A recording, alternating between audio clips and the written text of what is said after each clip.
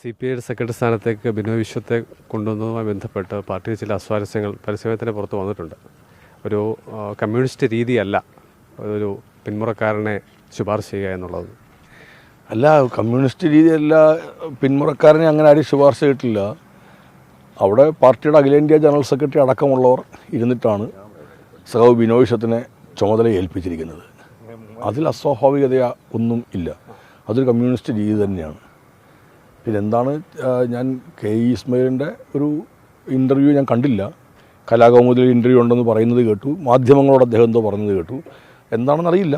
വരുന്ന ചില വാർത്തകളല്ലാതെ നമ്മളിങ്ങനെ കേട്ടത്, ചിലർ പറഞ്ഞു കേട്ടത് മാത്രമേ എൻ്റെ മുമ്പിലുള്ളൂ. അദ്ദേഹം വളരെയധികം വലിയൊരു പാരമ്പര്യവും എല്ലാം അനുഭവമുള്ള കമ്മ്യൂണിസ്റ്റ് പാർട്ടിക്കകത്ത് ദീർഘകാലങ്ങളുടെ അനുഭവ സമ്പത്തുള്ള ഒരാളാണ് സഖാവ് കെ ഇസ്മായിൽ. അദ്ദേഹം അത്തരം പാർട്ടി അഖിലേന്ത്യാ ജനറൽ സെക്രട്ടറി അടക്കമുള്ളവർ ഇരുന്ന് സംസ്ഥാന എക്സിക്യൂട്ടീവ് എടുത്തൊരു തീരുമാനത്തെ അങ്ങനെ എതിർത്ത് പറയുമെന്ന് എനിക്ക് തോന്നുന്നില്ല. അതൊരു ചെയ്യാൻ സാധ്യതയില്ലെന്നാണ് ഞാൻ വിശ്വസിക്കുന്നത്. നമ്മെ വിട്ടുപിരിഞ്ഞ കാനം സഖാവ് അദ്ദേഹം കത്തിൽ പകരം ചുമതല കൊടുക്കേണ്ട ആളെന്നുള്ള തരത്തിൽ ബിനോയ് വിശ്വത്തിൻ്റെ പേര് പരാമർശിച്ചിരുന്നു. അങ്ങനെ ഉണ്ടെങ്കിൽ അത് പുറത്തുവിടണം എന്നൊക്കെ അദ്ദേഹം പറയുന്നുണ്ട്. ഇല്ല, അതൊരു പാർട്ടി രീതിക്കകത്ത്, പാർട്ടി കമ്മിറ്റികൾക്കകത്ത് അദ്ദേഹം കൊടുക്കുന്ന കത്തൊരു ഘടകത്തിനായിരിക്കും ചിലപ്പോൾ കത്ത് കൊടുക്കുക. ആ ഘടകമായിരിക്കുമോ ചർച്ച ചെയ്യുക. കമ്മ്യൂണിസ്റ്റ് പാർട്ടിയുടെ രീതി അനുസരിച്ചിട്ട്, പാർട്ടി സംഘടനാ രീതി അനുസരിച്ചിട്ടും വരുന്ന കത്തുകളെല്ലാം പൊതുജന സമക്ഷം അവതരിപ്പിക്കേണ്ട കാര്യമില്ലല്ലോ. അത് എന്താണ് വേണ്ടതെന്ന് ആ ഘടകമാണ് ആലോചിക്കുന്നത്. അദ്ദേഹം കത്ത് കൊടുത്തിട്ടുണ്ടെങ്കിൽ ആ കത്ത് കൊടുത്ത ആർക്കാണോ കൊടുത്തിരിക്കുന്നത്, ആ കൊടുത്തിരിക്കുന്ന ആൾ അതിലൊരു പദവിയിലുള്ള ഒരാളായിരിക്കും. ആ ഘടകത്തിലേക്കായിരിക്കുമല്ലോ അദ്ദേഹം റിപ്പോർട്ട് ചെയ്യേണ്ടതും പറയേണ്ടതും. അത് അല്ലെങ്കിൽ എവിടെയാണോ മറ്റ് തീരുമാനങ്ങൾ എടുക്കേണ്ടത് ആ ഘടകത്തിലായിരിക്കും. അതിനകത്തൊരു അസ്വാഭാവികതയൊന്നും ഉള്ളതായിട്ട് എനിക്ക് തോന്നുന്നില്ല. അദ്ദേഹത്തിൻ്റെ മൃതശരീരം സംസ്കരിച്ച ആ ദിവസം തന്നെ തിരക്ക് പിടിച്ച നീക്കങ്ങളാണ് ഉണ്ടായത്. സംസ്ഥാന നേതൃയോഗത്തിൽ ചർച്ച ചെയ്ത് ആയിരിക്കേണ്ടിയിരുന്നു ഈ തീരുമാനത്തെ. നേതൃയോഗം എന്ന് പറയുമ്പോൾ ഏറ്റവും പ്രധാനപ്പെട്ട ഒരു ഘടകമാണ് പാർട്ടിയുടെ സംസ്ഥാന എക്സിക്യൂട്ടീവ് എന്ന് പറയുന്നത്.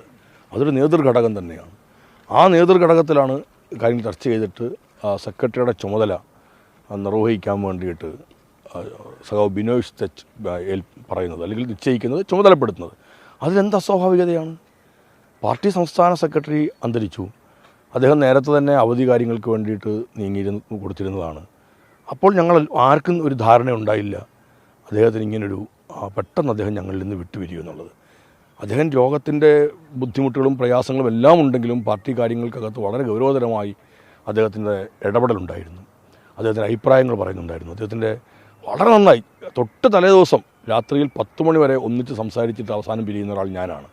ആ നിമിഷവും അദ്ദേഹം ഒരുപാട് കാര്യങ്ങൾക്കകത്ത് ഞങ്ങൾ തമ്മിൽ ആശയവിനിമയം നടത്തുമ്പോൾ ഞങ്ങൾക്കെല്ലാം ഉറപ്പുണ്ട്, ഈ മനുഷ്യൻ ഇങ്ങനെ ഇരുന്നാലും കേരളത്തിലെ കമ്മ്യൂണിസ്റ്റ് പാർട്ടിയെ അദ്ദേഹത്തിൻ്റെ സഹായം ലഭ്യമാകും എന്നുള്ളത്. അതുകൊണ്ട് തന്നെയാണ് ഒരു എക്സിക്യൂട്ടീവ് യോഗം ചേരുമ്പോൾ അതിനകത്ത് പ്രത്യേകിച്ച് ഇപ്പോൾ നമ്മളൊരു അവധി അങ്ങനെ വെക്കേണ്ടതില്ല എന്ന് തീരുമാനിക്കുകയും പിന്നീട് ചർച്ച ചെയ്താൽ മതിയെന്ന് ആലോചിക്കുകയും ചെയ്തത്.